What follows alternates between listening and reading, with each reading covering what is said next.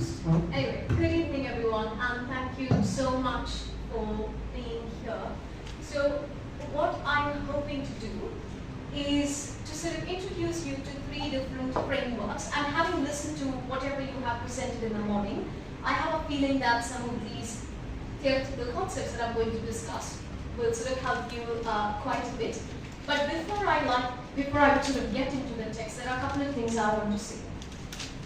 A, and I think this is a political statement to make, nothing can replace close reading. And I don't like the kind of shallow reading. I like very, very, very close reading. I think this has informed any kind of reading and writing that I have done. Every writer is a product of their time, of course, and circumstance and political events and so on and so forth. But the text has a life of its own. It has an autonomous world, right? Now, for you to delve into anything more than that, I think you need to know the text first, right? And I think one thing that's really important is when you read, what are the words that the writer has chosen? Start by thinking very, very deeply about the nouns, the verbs, the adjectives, the adverbs. These are very, very basic ways of starting, right? What are the words on the page? Then you can think about the use of punctuation. It's there for a reason, right? Very, very closely. How are the words arranged, right? About the spaces and everything. But go into the heart and soul of the text as a starting point. I think even to critique or read against the grain, you need to know your text really, really well. Now, I think some of you are very likely to ask me this thing, well, when I talk about world literature, doesn't this really go back to this thing between practical criticism and new historicism or whatever? But I think, here, I would say, I'll pinpoint when I sort of come to that particular juncture, particularly when I talk about Pascal Casanova's work. But before I sort of talk about it, I haven't really structured this in a very compact way, and the reason for that is my intention here is to introduce you to new theoretical concepts, right? So that we can go beyond what has been, very commonly read. So these are, and I'd like to thank Professor K.R. Xavier, who taught me at the School of Oriental and African Studies. Reading some of these things that she introduced me to were wonderful, and I think it's really informed everything that I've done after. So what I'm going to do is to sort of tell you the first one that I'm talking about is Franco Moretti. Moretti's work. Just give me a second. So the text one that I'm going to talk about is Franco Moretti. Please note it if you would like to. And the essay is called Conjectures on World Literature. It's called Conjectures on World Literature. Now, I told you the purpose is to sort of introduce you to some of things. I don't necessarily agree with many of the arguments here, but I think it gives interesting ways of looking at any text. So the first one is this idea of world literature, right? Instead of thinking about, I think against the backdrop of the hegemony of the English language, but it's also quite self-critical. I'm talking to you in English, right? But yeah, there is this issue of erasure of many indigenous, ways of storytelling, languages, and so on and so forth. So world literature, and you can argue for and or against. Absolutely, there is the question of translation, visibility, so many different factors, of course. But for now, let's just talk about some key aspects from Moretti. So basically, he talks about this idea of world literature, not comparative literature. he says not comparative literature, but world literature. So what he says is, he kind of talks about the planetary system of literatures, of world literatures, right? So, and he goes on to talk about this critique of close reading, right? I don't necessarily agree with it, as I already said. But what he says is, this thing with close reading, the problem with that is it's only a very few selected canonical texts which are read so closely, right? So that means that it establishes this politics of the canon, and they are read and read and read and read and reread. So that is one limitation that he says, but I think that can apply to distance reading as well, right? So I don't really know. So anyway, so what he says is that world literature requires a new critical method. Now, this is where he talks about distant reading. So he talks about distant reading. Please feel free to interrupt and ask for repetitions or clarifications. I don't mind that at all. So this is what he says. So far what we have said is about this idea of world literature, and he goes on to say, well, there are so many texts and so many authors all around the world. We can't close read it. So this is what he says. I didn't say I said any of this, mind you. So he says, close reading doesn't really work. He kind of sort of establishes this hegemony and a canon. So let's go beyond that. And world literature, this idea of world literature demands a new critical method. Now this is what he calls, distant reading. Now, to put it very simply, what it says is, you look, of course you look at the text, right? But then you also think about other words.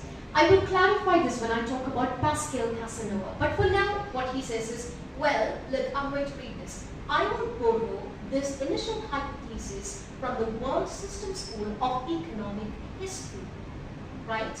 So what does he say? I mean, of course, for those of you, who are kind of confused about this, when they talk about this anything to do with, core pedigree, whatever, that just means Eurocentrism, US centrism, whatever, and the other, a kind of Orientalist dichotomy, right? The East and the West, sort of thing. So, okay, so we can take that into consideration, but we can also think about the historical context, the sociological context, the social, the political, so on, so many different aspects of this. So, so basically, and then he goes on to talk about how these are all bound together in a relationship of growing inequality.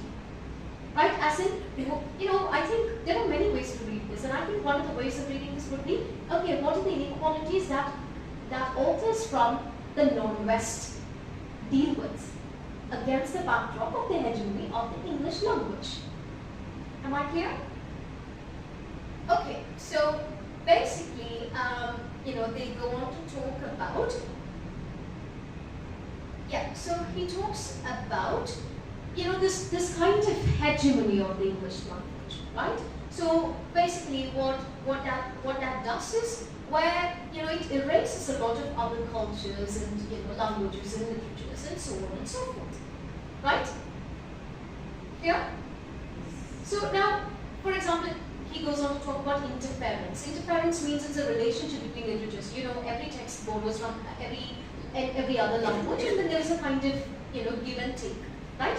But sometimes what happens because of hegemony is that there is a kind of erasure of this, right?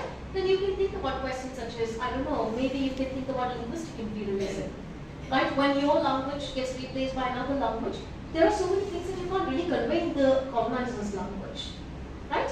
So I think last week at SB College, Professor Preeta Mani gave a lecture on linguistic alienation, for example. These sort of things, right? I met an author from Congo last week, and Sinzo Anza, his name is Sinzo Anza, and he was talking about how he works with indigenous artists in Africa, like he works with sound archives, indigenous sounds and languages and so on and so forth, how they're also using AI, but he's also using his writing and so on and so forth. Why? Why is that important? Because some languages are getting extinct because of this. Like they might not have Facebook or anything in their languages, right? So people stop using it, or they kind of die out. So against this backdrop, what is the scope of world literature? This is where I think this kind of becomes an important thing to consider. Clear? Okay, so basically, to put it very simply, I'm going to read from the text quote. Let me spell out the consequences of taking an explanatory matrix from social history and applying it to literary history. So you're taking nuances of social history to think about questions pertaining to literary history. It might seem a bit vague, but don't worry about it. When we come to Pascal Casanova, it will become clearer. And to make it easier for you, I have put some examples from, Arundhati Roy's God Small Things. I put some examples from John P. Padua, an Assamese writer. So that will clarify it. So at this point, what I want you to know is, okay, thinking beyond the text, the economic context, the political context, the sociological context, and so on and so forth, but also thinking about this idea of interference, which is a relationship between various languages and literatures. Are we clear? Okay. The last thing I want to do is finish the talk and then you think about what on earth, just happened, right? So yeah. Anyway, so distant reading. Okay, so what he says is that. Yeah, so he says, well, look, he goes on to say this thing where many people have read more and better than I have, of course, but still, we are talking of hundreds of languages in literatures here. Reading more seems hardly to be the solution, because it doesn't matter how much you read, there will always be things that you haven't read. So this is what Margaret Cohen calls the great unread. So basically, Parvathy goes on to say, world literature cannot be literature bigger, what we are already doing, just more of it. So anyway, so basically what he says is, so there's a lot to deal with. So that needs a new critical method. This is what he comes to say. Anyway, and then he goes on to talk about, so it goes on to talk about the relationship between analysis and synthesis, and so on and so on and so forth. And finally, he comes to the main idea. What is that? So, distant reading, where distance, let me repeat it, is a condition of knowledge. So what is the key point here? Distance is a condition of knowledge. Here, distance is a condition of knowledge. That is what we need. Distance is a condition of knowledge. Now what does this mean? I asked a few of you, did you look at the narrative strategy? Did you look at the use of flashback? What happened in the beginning? Do the things happen in the same place? Is there geographic continuity when you are reading? Is the character having a breakdown? How is that? What are the words used to describe that? How is the punctuation used? Does anything look odd? Presented this other book that they have written. It's called The Work of Reading in the 21st Century. But this book, Minimal Interpretation. Let's start here. They have a chapter on minimal interpretation where they take a poem, William Blake's Heroes, and then they go on to read it so intensely, right? What they managed to create from 9 or 10 lines of a poem, my God, is just beyond what I could ever think of, right? So that will give you a really good point how to go deep into the text, but also to go outside as and when necessary, but also strike a balance. It's a very nuanced way of looking at the text. So I think having a look at that will give you a really interesting way, a really interesting starting point to arrive at your own ways of reading and critiquing and annotating or describing or evaluating or whatever it is. So where I stopped was distance is a condition of reading. And so the focus being on how can we focus on smaller and on units that are smaller or larger than the text. This could be the devices in the text. It could be the themes in the text. It could be the tropes in the text. It could be the genres in the text. Like say for example, you can look at say for example the use of an epistolary form. Or does it switch to something else? Does it incorporate a speech? So where are these kind of structural kind of breakdowns of variations? Is it the close reading the same message? Was close reading, well, in close reading what we do, what Teeside called the lemon squeezes full of criticism, right? So where you're just looking at the text so closely to arrive at the meaning the textual attributes support the most, right? Whereas in this one, this aspect of world literature, the core-periphery dichotomies become an important factor. We will go on to discuss this in detail when we discuss Pascal Casanova, where primarily sort of at the heart of it, it always has this kind of focus on the west-east dichotomy, but it can also go beyond that depending on which scholar you rely on. There's no consensus on, okay, this is the matrix. So, I can show you examples and I can go on to sort of answer this further. Whereas there, where it's just that meaning that the text supports would go into that, right? Whereas this one is asking you to zoom out, right? This one's asking you to zoom out and look at what are the other, outer fields like economics, politics, history, so on and so forth. Here?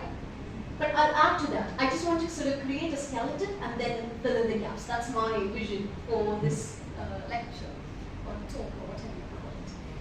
Anyway, so this is it. So basically, I'm going to add to your question now. So basically, he goes on to say, now, for example, let me take the example that he gives.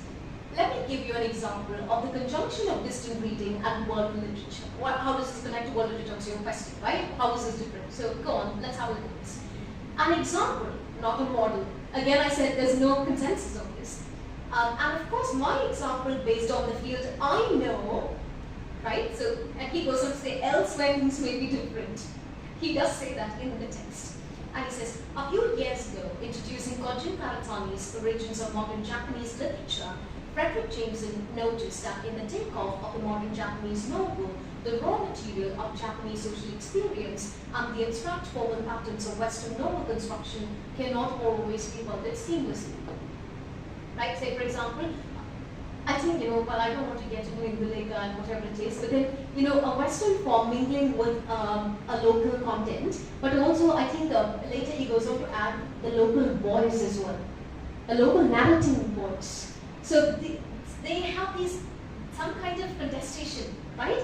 Where certain things really stand out. Yes, ma'am? Can I make an observation here? Go on. I belong to that batch of SSLC who studied Induleka, in translated form. Yeah. Like the English version of Induleka. Yeah. And there is this particular description of Induleka. Indulekade neriyadu, the kasav on Induleka's neriyadu, and her skin complexion is the same. But when it comes to a translated form in English, the whole thing is lost. And at that point of time, I was wondering, because I was only in 10th at that time, why should we learn a Malayalam work? Why should a Malayali learn a Malayalam work in translated form? But now I withdraw my question, because that also needs to be done. But the local flavor is lost. Yeah, absolutely. Well, this is a very big thing. I think if I go into that, I'm going to digress a lot from what I want to say. I think it also depends on, see, I think I'm very political for some of these things. I'm very wary of what I'm going to say. But, what you said is absolutely true. Now, I told you, translation brings a very different dimension to it, right? Who translates it? Between which languages, cultural translation, intranslatability, linguistic alienation I was talking about, where you don't know how to articulate some of these things. There are no equivalents. And even when the reader of the target language reads it, there are these displacements, right?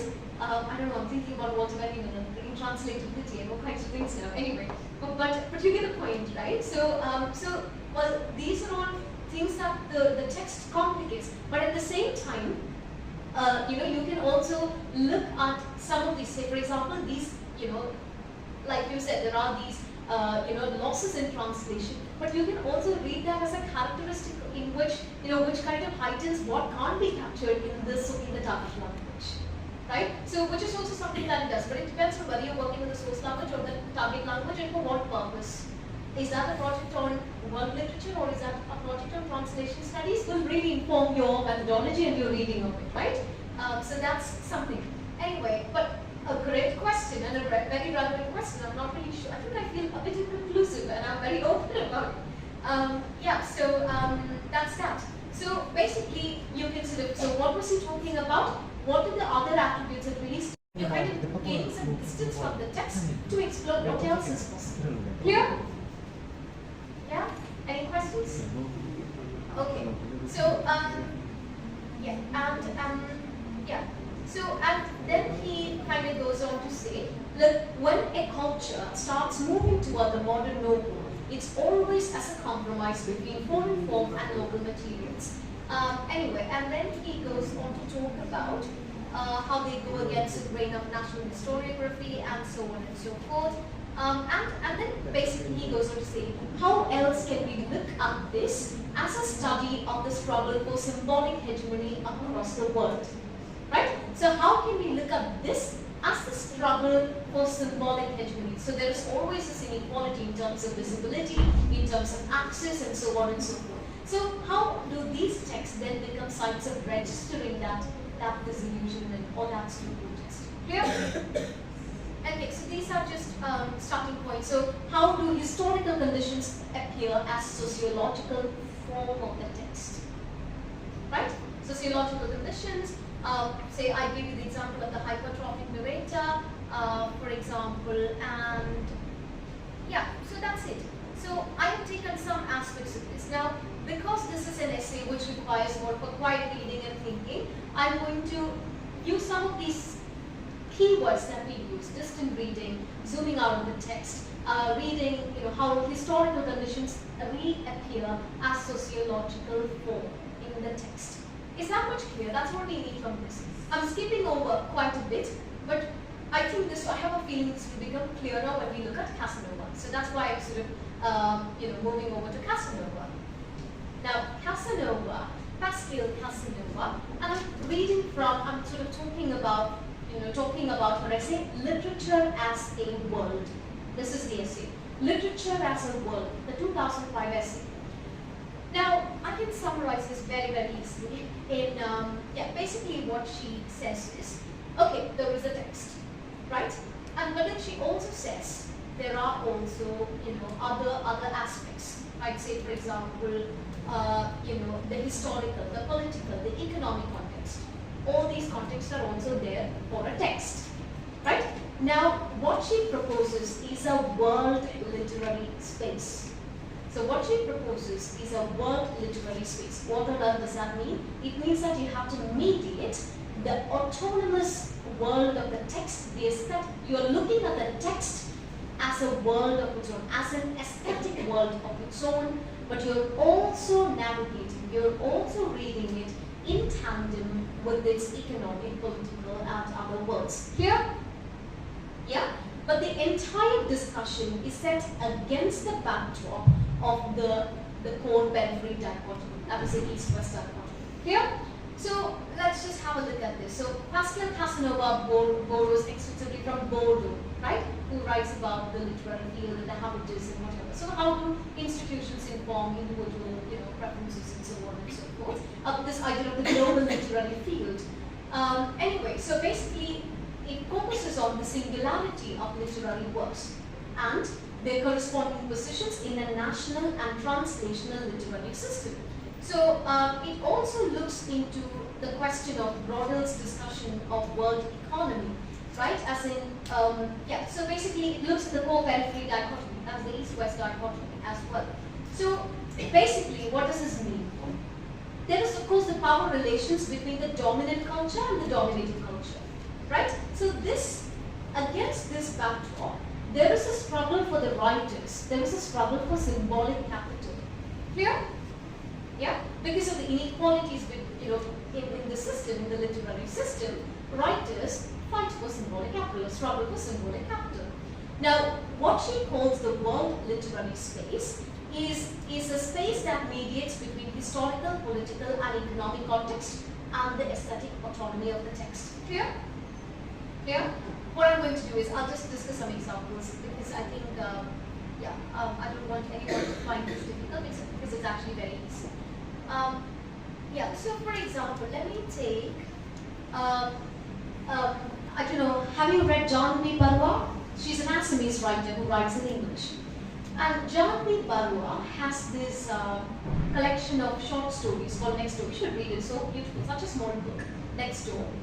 And there is a short story called The River of Life. Okay? River of Life. And so basically, there is a mother in the text, and the mother has a son who I read this a long time ago, I think he's autistic, if I'm not wrong. And so basically, what happens is that this boy has never been on the bus. Okay? He has never been on the bus. And he says, my mom does not like it. My mom does not like it. And then she also so basically what happens in the story is that this boy really wants to protect the Brahmaputra river, which is about to be diverted. What happens is he sets out to go to the government, right? It's not the government, the government, the local slang enters into it. So he wants to go to the office to tell them protect the river. So he goes away to the newspaper, stands in front of the gates. The gates are, tightly shut, and he doesn't have access, and he gets beaten up or whatever it is, and he decides to go back home. So this is the story, right? So now look, so this is a short story, right? So but you can see an eco-feminist stance there, isn't it? Right? Now I'm hoping that you're also aware of the politics of the marginalization of the Northeast, literature of the Northeast. You don't even say, how on earth is that category valid, right? Like in the sense that Indian literature isn't an all-encompassing term, but then to have a subcategory that. Clear? So look, So, the River of Life is another story that exemplifies the eco-feminist stances of the writer. The mother in the story is symbolic of the ecocentric ways of being and living that have become anachronistic. For instance, the protagonist has never been on the bus because his mom does not like it. And the fact that the mother is described, the mother's death could be a sort of, indication of the impending destruction of nature there. A parallel could be argued to exist between this man, this boy who is left alone, who becomes an orphan after his mother's death. And this also kind of corresponds to the fate of the river because it's going to be sent away to some other country, right? That's also an international issue with China and so on and so forth. So you see how there is a world of the text. The text is a world of its own with its own language and metaphors and all these kinds of things. The text can be read on its own as an aesthetic world. It has an aesthetic world of its own, but at the same time it reflects on the wider realities, the social issues, the economic, the ecological perspectives, and so on and so forth. Right? So this is the idea. So you can see how this text is situated within an international context, but it also has a voice of its own within the national context. But at the same time, it could or could not mirror the politics of the author as well. Right? So the key point being the text inhabits multiple levels at once. Right? And now each of which are valid, right? Depending on the respective vantage points. Anyway, so so basically, so on and so forth. Yeah, so I hope that kind of gave some idea of what I was trying to say theoretically. Did that help? Yes. Yeah. So so basically, you are kind of looking at this as a possible way of writers from the Northwest to register their disillusionment with inequality, structural inequalities. Could be in the literary world, but could be beyond that as well.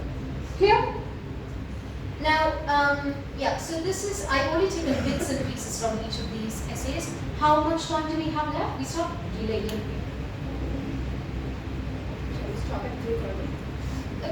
Okay. Okay, fine. So, so the third thing I think we can do is, so the three questions that Aluva talks about. So she says, is it possible to re-establish the lost bond between history, literature, and the world? One question, right?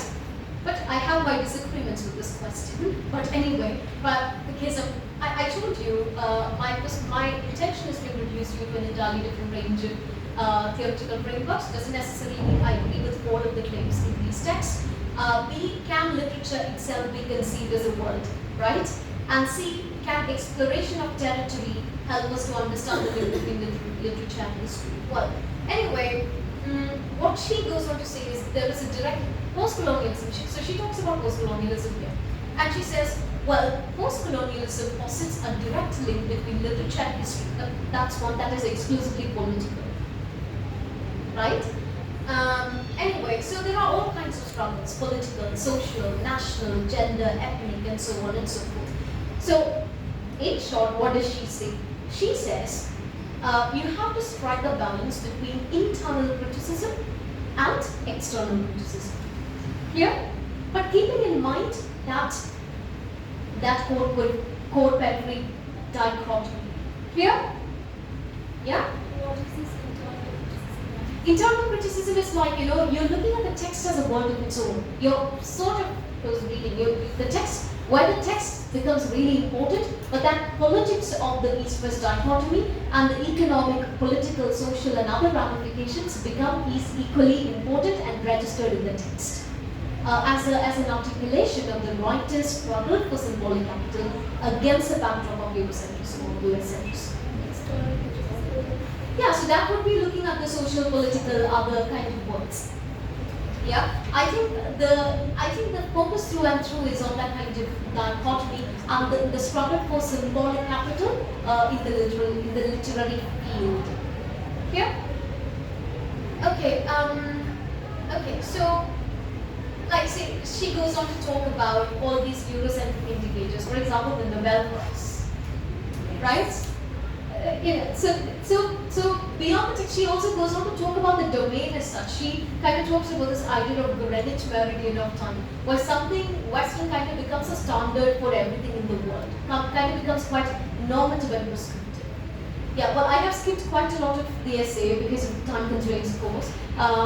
She kind of talks about 16th century France and England, certain texts becoming canons, and the standards being, determined purely based on those texts. So anything that doesn't fit into it does not really, become registered, and so on and so forth. So so this is what she kind of talks about, right? So she critiques quite a few of these. And she goes on to talk about world space or world system, where, so that kind of dichotomy between national and international writers perhaps could be addressed because of this. And this is what she says in sum, right? So, look, so basically, this is the key idea that she says. Look,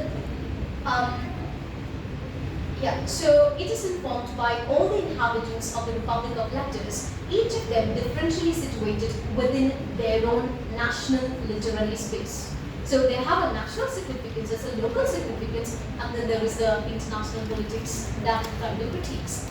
So each writer is situated once according to the position he or she occupies in a national space, and then once again according to the place that this occupies in the world space. So if I'm writing from Canada, so where am I speaking from? About what? Why? In the local, regional, national, whatever context, but also that double position that it has in the international scenario, in the world, against the backdrop of the world literary space. Here?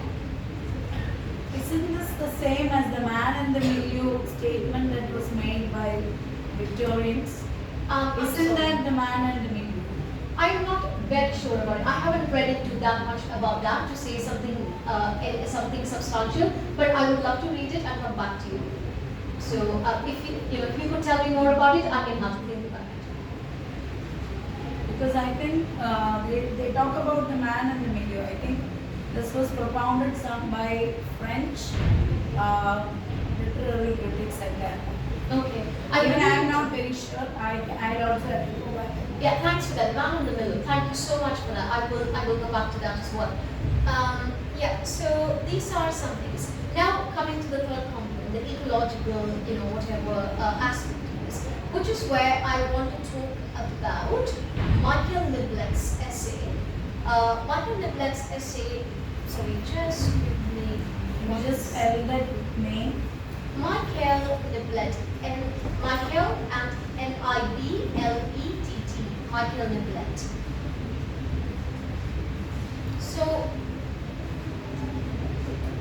So Michael Niblet, and the essay that I'm using is World Economy, World Ecology, World Literature. This is the essay. World Economy, World Ecology, World Literature.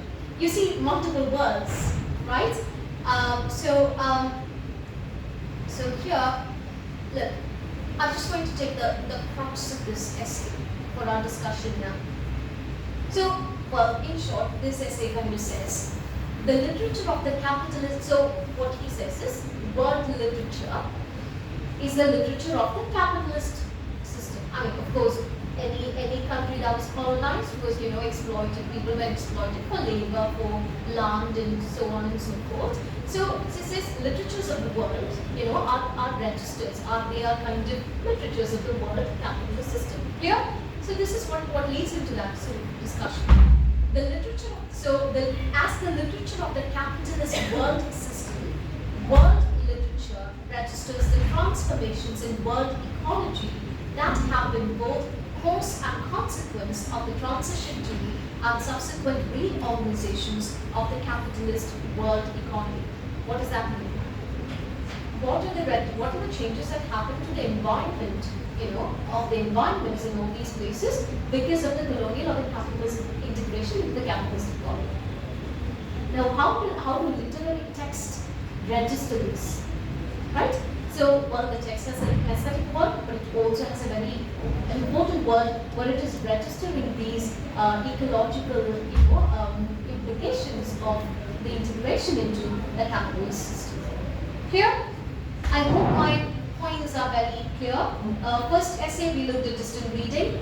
We looked at reading historical conditions into sociological forms, genres, and different textual attributes. That was what it was about, and also the limitations of close reading, and how certain texts become canonical and so on and so forth. And they go on to talk about, the sort of struggle for symbolic capital and the significance of having to read multiple texts, right? And then it also goes on to talk about the erasure of certain, languages and contributions of certain languages and so on and so forth.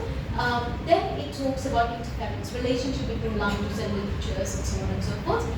Then we spoke about Casanova, who talks about the importance of striking a balance between internal and external criticism, and critiquing all these indicators, Eurocentric indicators, and standards and canons and so on and so forth. Right? Here, and how this becomes a way of registering the ecological, social, and other conditions which are relevant against the backdrop of the core periphery dichotomy. Right? Okay, now coming to, I think Nibland's essay is more like a specific example of Casanova's argument, but within the ecological context. How does literature register transformations in the ecology? So I think the title was Text Culture, is an ecological aspects, right? So, okay, so look, the registration of the word ecology is a critically conscious act of some writers, and is accompanied by the elaboration of certain sets of aesthetic forms. So here, this goes on to look at how does the aesthetic form highlight this, right? And he goes on to talk about realism. I don't want to go into realism for now, but that's just one of the techniques where you have to read the entire essay to figure out within the context, because we only have very little time.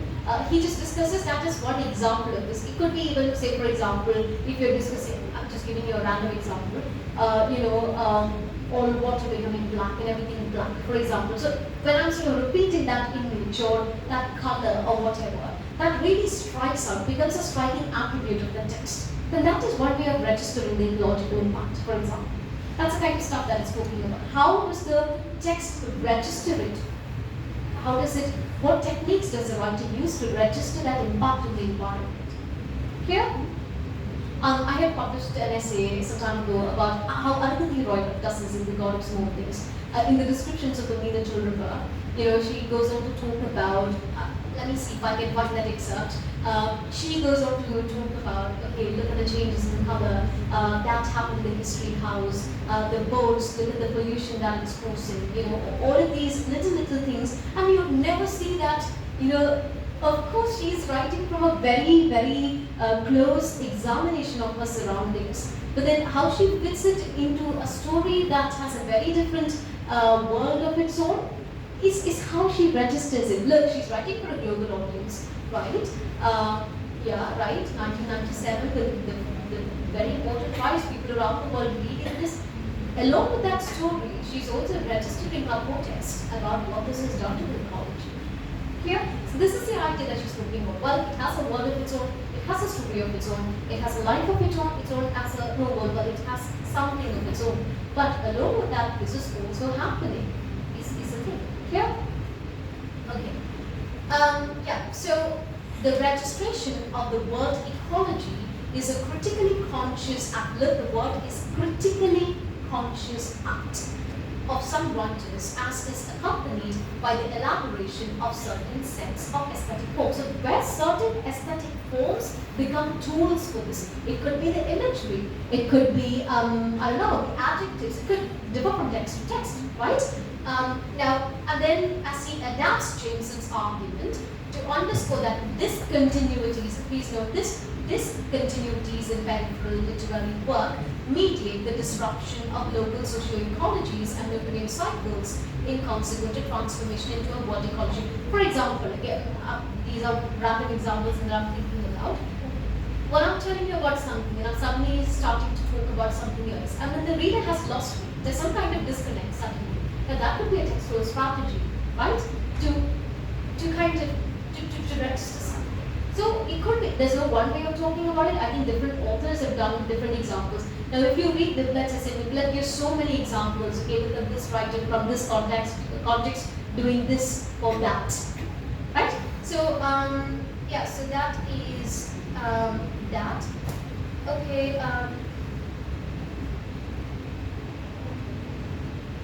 Look, say for example, one of these things, another story, Jambi Barwas next door, again about, this is another story, not the River of Life, where, it goes on to talk about a foreign power was going to change the path of the son of Brahma very soon. So you see, the writer is so concerned about this, the river, and it comes in so many different ways in many stories, right? So a foreign power, right, was going to change. So it kind of becomes, maybe it's a repetition of this theme in many stories, right? It becomes a way of calling attention, hey, this is happening. Yeah, so, yeah, but then it could also be the hegemony of the center. Now what the center is dependent on the context.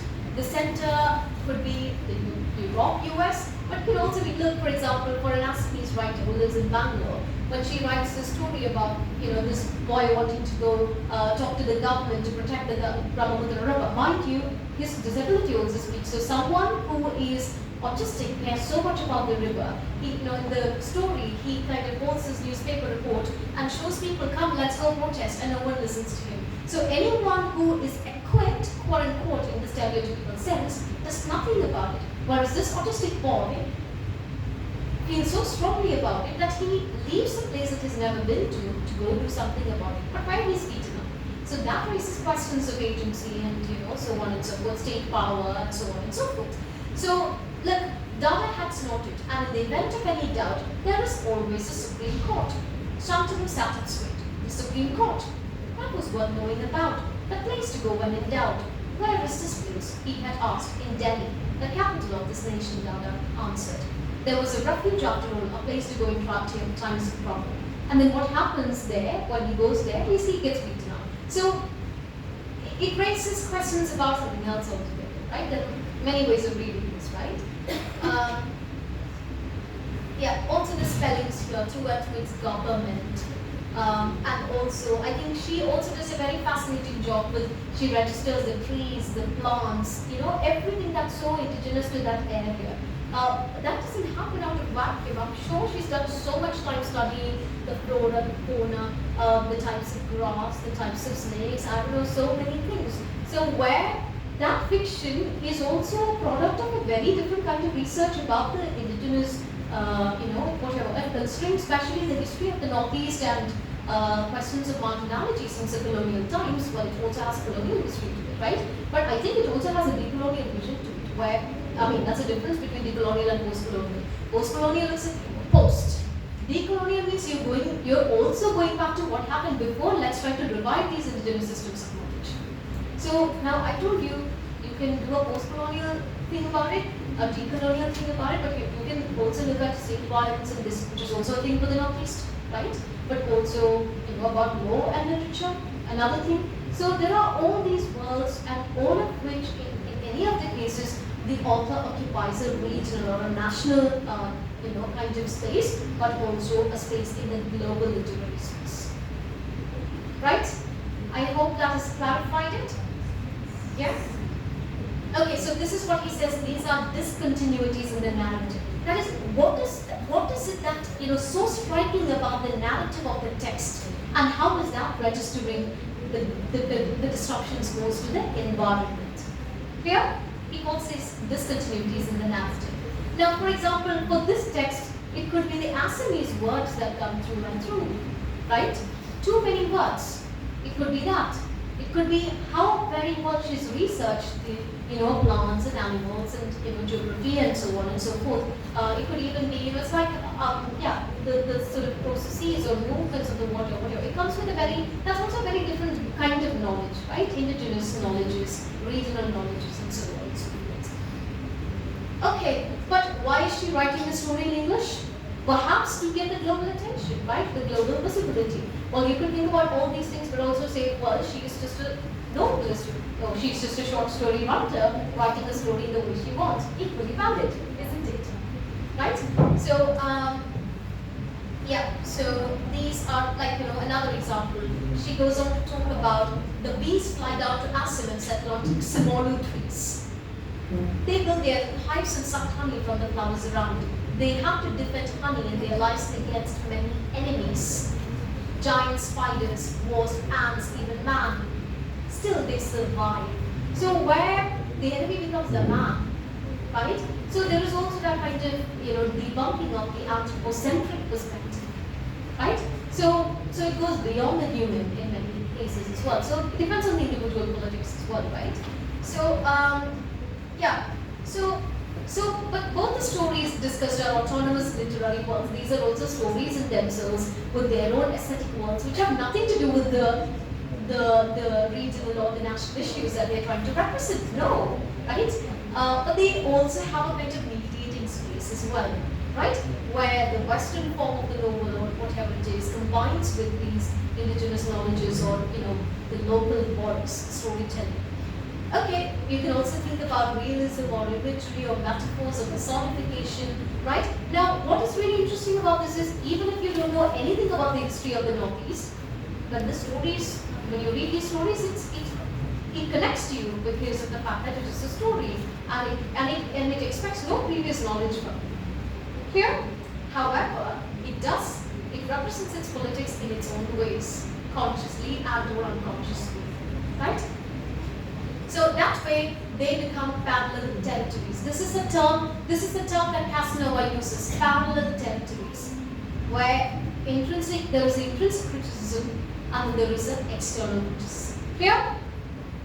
So that way they exemplify Casanova's parallel territories. So these are aesthetic worlds incorporating realities of the external world. One such reality being the destruction of the environment with the transformation to capitalist economy as indicated by Nimitz. Clear? So this was the key focus of my lecture, and I will tell you the names. One I used was Michael Niblet's World Economy, World Ecology, World Literature. The second one I used was the World Republic of Letters by Pascal Casanova, and the other one that I used was Franco Moretti's Conjectures on World Literature.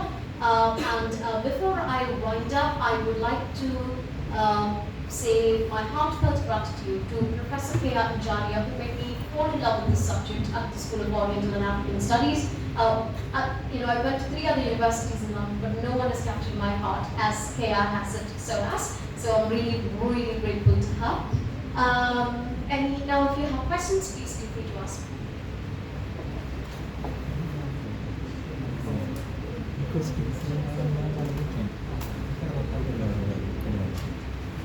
I hope that was very clear. Just telling me that Pascal Casanova, World Republic of Letters. I mean, she actually, well, I told you, I have my differences with all these authors, but then she actually borrows quite a bit from Bodo. Here Bodo's work on the sociological field and so on and so forth. Yeah. Can you please explain the differences that your opinions? You said that you have different opinions about all the writers. Yeah, well, I'm in the process of figuring this out in the sense that what I'm confused about is, but because of the different authors I've read on this, I'm still not being able to situate its dissociation from new historicism. So that's something that I am baffled by. But at the same time, many of these, if you go back to I.A. Richards or F.R. Lewis or William Emerson or John Crowe Ransom or whoever it is, I don't know how it feels about this. Is that a dichotomy actually, right? Because I think if you read John Crowe Ransom, I think later goes on to talk about this in later. I think I need to sort of reverse this before I say something. But this is my main contention about new historicism. This is said and done. So what exactly is the saying different to that is one of my questions about this. Yeah, so that's one. But also I think I don't like Moretti's comment on close reading, because I find it unsubstantiated. I mean, what he says is, oh, well, there are so many texts and you can only close read a few, and that retains the politics of canonization. But I think, how many texts can you read even through the other method? But at the same time, he also talks about, he then goes on to say, well, to read all texts and all kinds of knowledges, well, that is a limitation of a different kind. So he goes on to say that. But then, yeah, that's the part where I feel so divided. I think close reading is a vital component regardless of that. That's my difference with that text.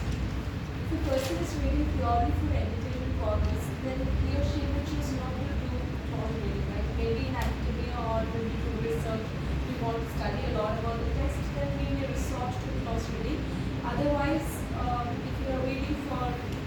It depends. It depends. Might be not might, but my point is, there can be that sort of shift in the method of reading that we use, right? Like quickly reading through what we have to do instead of...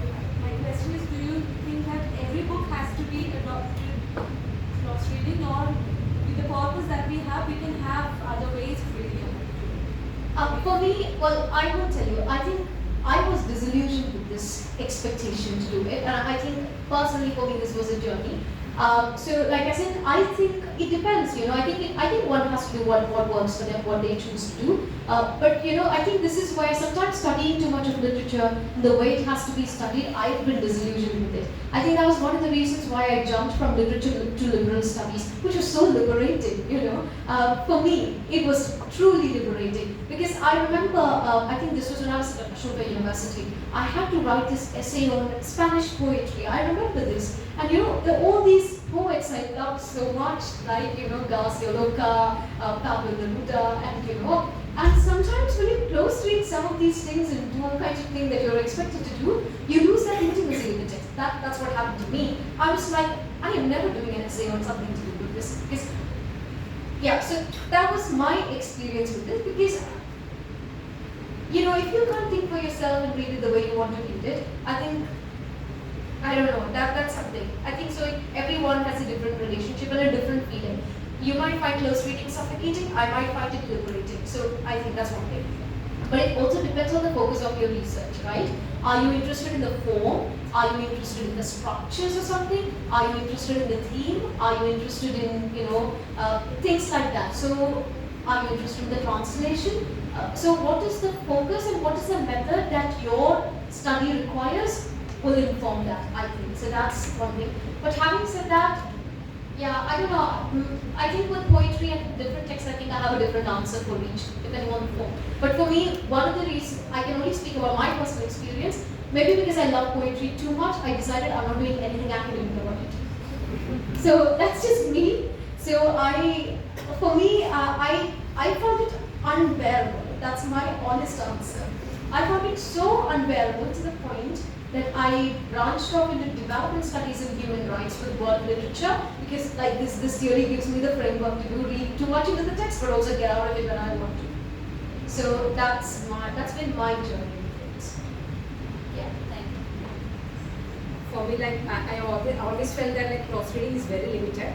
But when I listen to you, like distant reading, it is a new concept for me, but actually I feel that it is an amalgam of all the other kind of readings as well, like historical reading or biographical reading, psychoanalytic, everything comes in, and that will be more interesting. Liberating. But I don't know, for me, two scholars, I can't ever read enough their Cambridge when we started.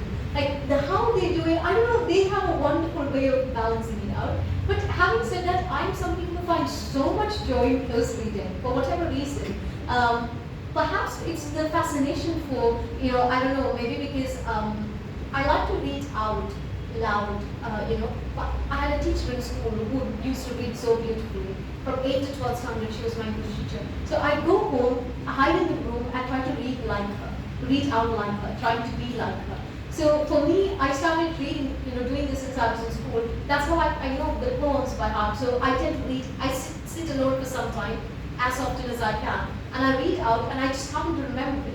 So for me, sometimes close reading, and even reading it out loud, has brought me really, really close to some of these texts in very interesting ways. Like I might read very quietly, for example, it could be, this could go, close reading could also go to the level of sounds. So when I utter a sound, what is the sound I'm feeling? There's research into these aspects of it as well, the chronological aspects of it. But it can also be a subjective experience. Now that is something I'm fascinated by. Beyond the quiet reading and writing, when I read this out loud, what is my experience? What is the listener's experience? I think that's, I think perhaps the formative dimension of it. But for me as a reader, if I'm taking a sad poem like Sylvia Plath's Tulips, right? I did not want any flowers.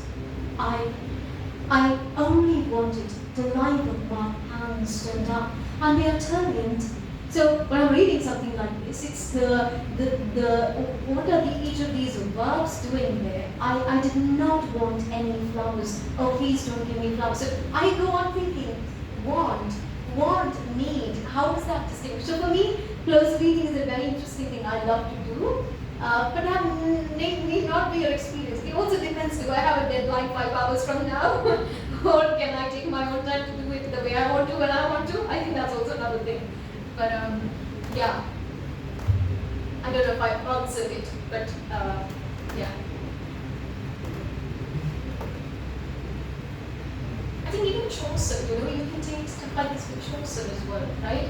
One the taproot with the shore of Sutta, the truth of Martin was to the rock there and bar the debris wailing its fish the core. There's something about the sounds, and then I don't know, I'm interested in stuff like this as well with close reading. You take T.S. Eliot doing whatever he does with the Wasteland in 1922. April is the coolest month, reading lilacs out of the dead land, mixing memory and design. They're changing the tone, and then you go back to Chaucer. So it could be at the level of the moment and the tone, where one is so beautiful. One the taproom with the shore of Sutta, the truth of marching person to the rock there, and bark it every way, and especially call, of which were two and gentle it is the two. One zephyr set with the sweet brother. Even if you don't understand the meaning, it sounds so nice. Whereas if you take the second one, it's what is that? April is the cruelest month, breathing lilacs out of the dead land, mixing memory and design, stirring dull roots with, the sounds make the difference in the tone. So when I think of close reading, I don't think about it only, about the nouns, the verbs, the adjectives, the whatever. It can also be at the level of interesting things like sound and tone and effect and what it makes me feel, what it makes the other person feel. It can also go beyond all of these things, I think. Yeah.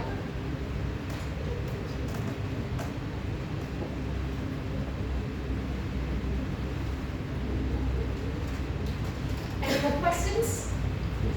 If you have questions on scholarships or whatever it is as well, you can ask.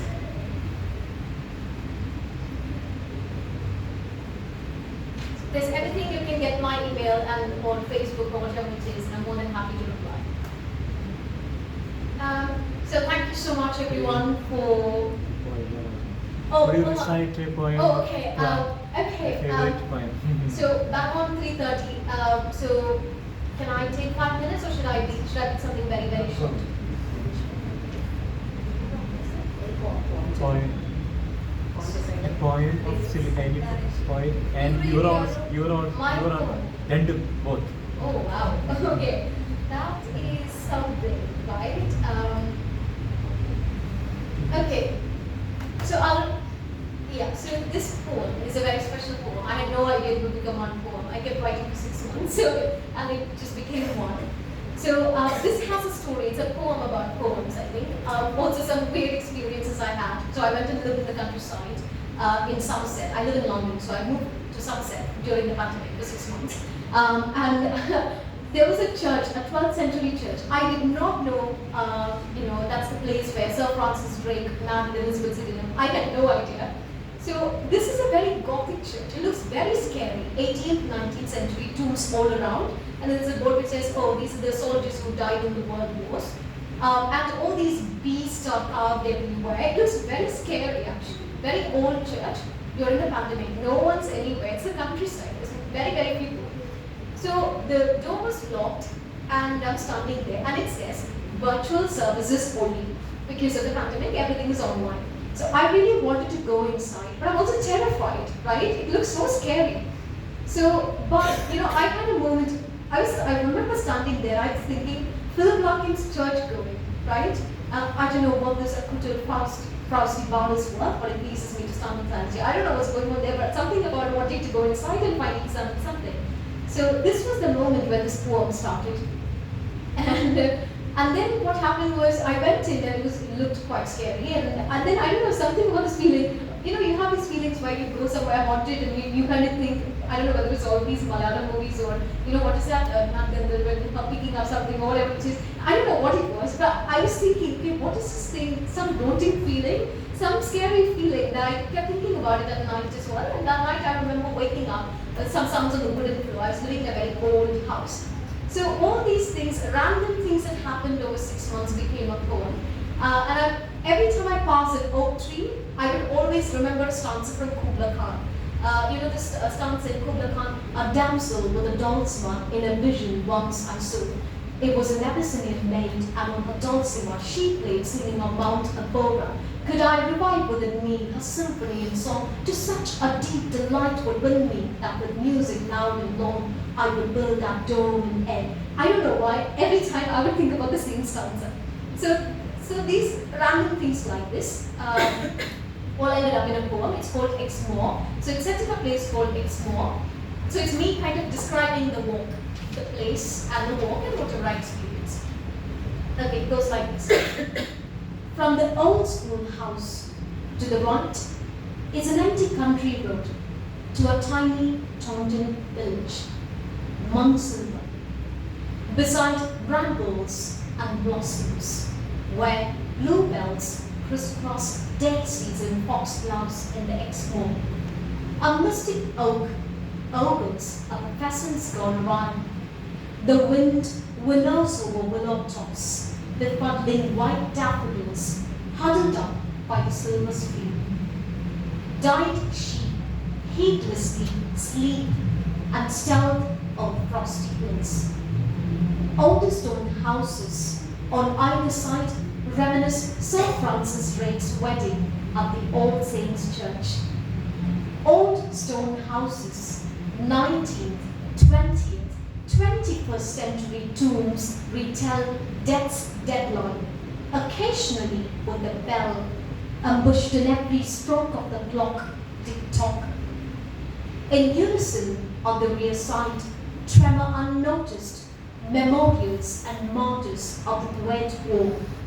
Mumbling in mind, church-going, shushing pixies carved all over the well-mowed burial yard, surreptitiously stepping inside the rusty entrance gate.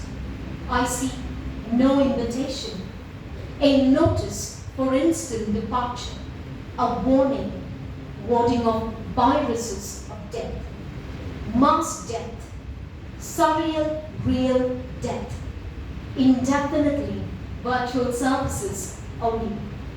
Behind closed doors, disturbingly wrecker, unsettling alerts, disquieting death rates.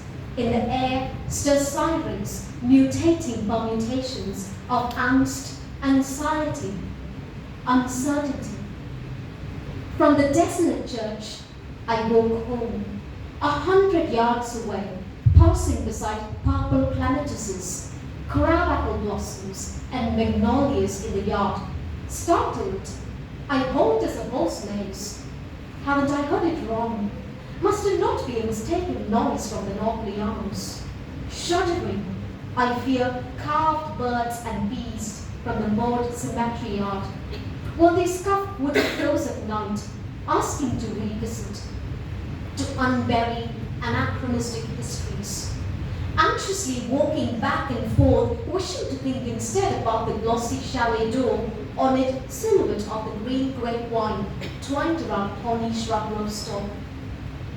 From uncanniness, I seek refuge in Coleridge. purse like pale tulip buds. My lips pipe up and read Kubla Khan in the presence of a presence, an unspeakable presence in essence. Guffaws, startled, I turn around. Prosecco bottles, open smiles alighted by the fireplace. Mum Sarah hugs me tight from behind. Dogs in my arms cuddle closer. A while, then the sun sets. Ecstatic stars await a neat black sky. They shine, then sleep's chase slowly housed me in a lovely morning's casket. Now, you will barge in to hear me sleep talk. Don't bother. Awaken me on another day, sunset. So,